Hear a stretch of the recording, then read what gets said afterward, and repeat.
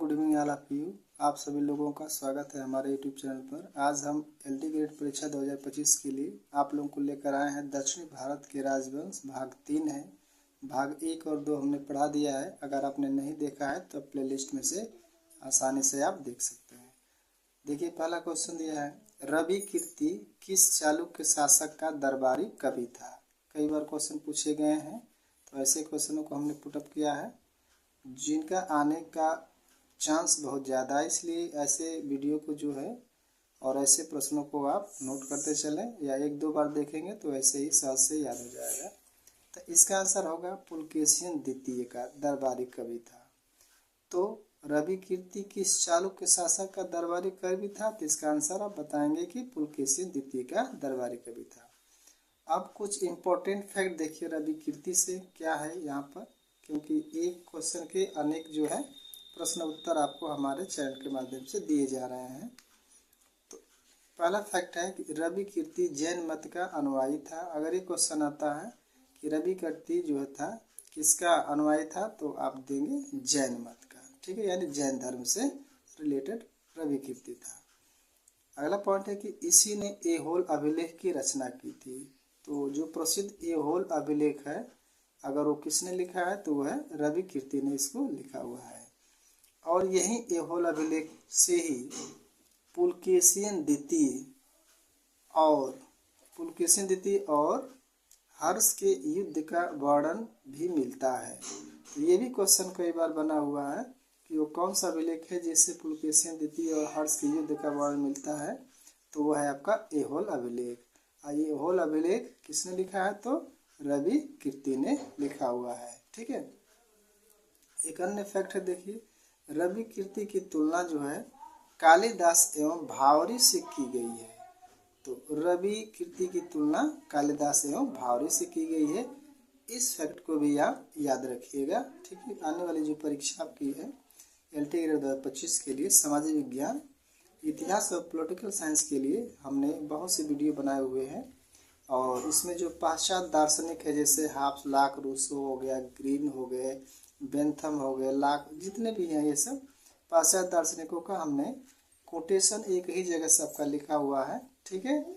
जैसे एक पाश्चात्य दार्शनिक का सारा कोटेशन जितना है सब कुछ हमने एक जगह लिखा हुआ है। आप हमारे प्लेलिस्ट में से आप आसानी से इसको पढ़ सकते हैं। और कोटेशन का बहुत ही महत्वपूर्ण योगदान होता है, क्योंकि टीजीटी 2021 में भी कोटेशन से 30 क्वेश्चन पूछे गए थे।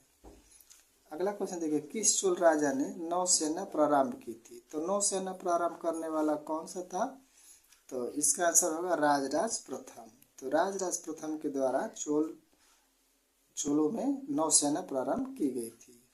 और अन्य तथ्य में देख लीजिए, इसका मूल नाम क्या था, अरिमूल वर्मन था। तो कभी कभी ये भी पूछ दिया जाता है कि राजराज प्रथम का मूल नाम क्या था, अरिमूल वर्मन था। ये भी आप जो है इसको ध्यान दिए रहिएगा, ठीक है। अगला क्वेश्चन है, गंगैकोंड चोलपुरम की स्थापना किसने किया था। तो ये तो कई बार क्वेश्चन पूछे गए हैं और आप जिससे इससे भी आप वाकिफ होंगे। अगर नहीं वाकिफ हैं तो आप यहाँ से जो है अन्य फैक्टरों के तहत आप इसका पोस्टमार्टम आप देख सकते हैं। तो इसका था कि गंगैकोंड चोलपुरम की स्थापना किसने किया था, तो इसका आंसर होगा राजेंद्र प्रथम। अगर शासन की बात करें तो शासन 1014 से लेकर के 1044 ईस्वी तक ले रहा है, ठीक है। अन्य फैक्ट, इंपॉर्टेंट फैक्ट में आप देख लीजिए। अन्य फैक्ट में है कि इसने गंगैकोंड चोल की उपाधि धारण किया था।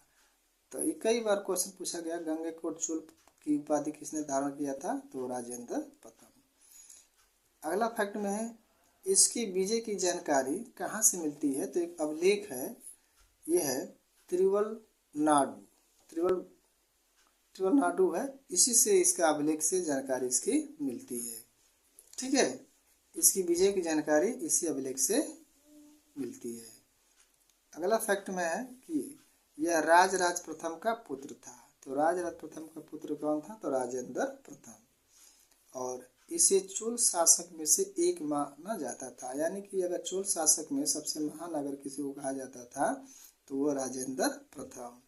क्योंकि राजेंद्र प्रथम ने श्रीलंका के महेंद्र पंचम जो राजा थे पूर्ण श्रीलंका पर विजय प्राप्त कर ली थी। ठीक है, तो अगर ये भी क्वेश्चन आता है कि पूर्ण विजय किसने प्राप्त कर ली थी, तो वह राजेंद्र प्रथम माना जाता है। और राजेंद्र प्रथम के समय जो नौसेना थी सबसे मजबूत बना दिया था। ठीक है, अगला देखिए क्वेश्चन है, किसने पुलकेशिन द्वितीय की हत्या कर वातापी कुंड की उपाधि धारण किया था। ये कई बार क्वेश्चन पूछे गए हैं। ठीक है, तो इस क्वेश्चन का कुछ अन्य फैक्ट है, इसको भी आप ध्यान दीजिएगा। तो पुलकेशिन द्वितीय की हत्या करने वाला कौन था, तो वो था नरसिंह वर्मन प्रथम। तो नरसिंह वर्मन प्रथम ने जो है पुलकेशिन द्वितीय की हत्या की थी। और इसका शासनकाल की बात करें तो इसका शासनकाल रहा 630 से लेकर के 668 ईस्वी तक।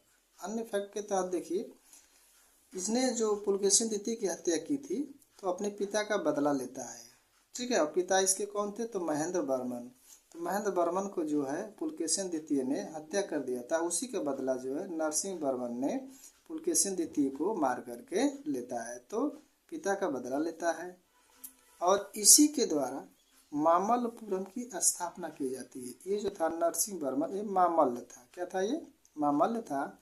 और इसके द्वारा मामल्लपुरम की स्थापना की जाती है। और मामल्लपुरम में 7 रथ मंदिर बनवाता है। तो 7 रथ मंदिर मामल्लपुरम में बनाने वाला कौन था, मंदिरों से सवाल कई बार पूछा जाता है, तो ये था नरसिंह वर्मन थे। ठीक है, अगला फैक्ट में देखिए, इसके शासनकाल में ह्वेन सांग इसके दरबार में आया था। ठीक है, अभी तक तो आप जानते थे कि ह्वेन सांग हर्षवर्धन के दरबार में आया था, लेकिन जान जाइए नरसिंह वर्मन के दरबार में भी ह्वेन सांग आया था। और इसने जो राजधानी जो उस समय कांचीपुरम थी, कांचीपुरम की प्रशंसा किया हुआ था। तो हर्षवर्धन के दरबार में तो आया ही था ह्वेन सांग, लेकिन एक और चीज़ जान जाइए कि नरसिंह वर्मन के भी यह दरबार में आया था। और जो राजधानी थी कांचीपुरम, कांचीपुरम की उन्होंने क्या किया था, प्रशंसा किया हुआ था। तो ये आप लोगों को जो है एक से अनेक क्वेश्चन आंसर आप लोगों को हमारे यूट्यूब चैनल के माध्यम से दिया जा रहा है। आप देख सकते हैं, आपको हैंड राइटिंग के तहत जो है हम यहाँ से लिख करके आपको भेज रहे हैं। आप ऐसे ही जो वीडियो को प्राप्त करने के लिए हमारे यूट्यूब चैनल इंडिया अकेडमी 0.2 को फॉलो करेंगे। और एक रिक्वेस्ट है, it is humble request, video को जो है एक लाइक आप लोग जरूर कर दीजिए। और चैनल से जुड़ने के लिए एक सब्सक्राइब कर लीजिए, ताकि जब भी यहाँ से वीडियो आपको भेजा जाए तो आपको आसानी से पहुँच जाए।